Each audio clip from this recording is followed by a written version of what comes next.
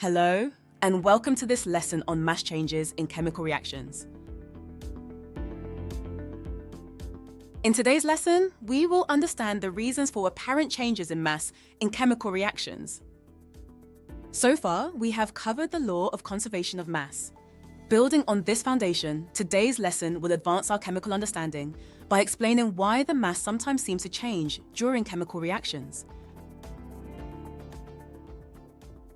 Let's delve into the concept of how apparent changes in mass in chemical reactions can often be explained by the involvement of gases. Firstly, let's recap the law of conservation of mass. This fundamental principle states that mass is neither created nor destroyed in a chemical reaction. However, sometimes, during experiments, it might seem like there is a change in mass. In many cases, this apparent discrepancy can be attributed to the involvement of gases whose mass has not been taken into account. For example, suppose you leave a piece of iron outside. After some time, the iron will rust. If you weigh the piece of iron after it has rusted, you will find that its mass has increased. But how did this happen? In reality, rusting is due to iron reacting with oxygen gas in the air. The reaction looks like this. Iron plus oxygen becomes iron oxide.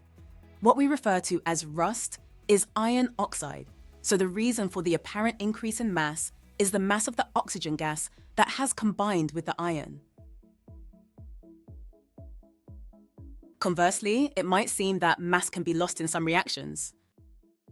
For example, suppose you bring a cup of water and place it on a mass balance, then place some chalk or calcium carbonate in it. Over time, you will see that the reading of the balance decreases. Similar to the previous example, this apparent break of the law of conservation is also due to gases. The equation for this reaction is calcium carbonate becomes calcium oxide plus carbon dioxide. This carbon dioxide formed is observed as bubbles. The apparent decrease in mass is due to this carbon dioxide gas escaping into the surrounding air. If you were to close the beaker completely and trap all the produced carbon dioxide inside, then you would not observe a change in mass. In all these cases, the key takeaway is to recognize the role of gaseous reactants or products. When gases aren't accounted for, it might seem like there's a mass change, but in reality, the total mass remains constant as per the law of conservation of mass. This is easy to overlook, so always double-check reactants and products and ensure you've considered gases as well. In today's lesson, we delved into the concept of apparent changes in mass during chemical reactions. We particularly focused on the role of gases. We understood through various examples how gases, unlike solids and liquids, can easily escape or enter the reaction environment. This means that their mass might not be accounted for in the initial mass balance.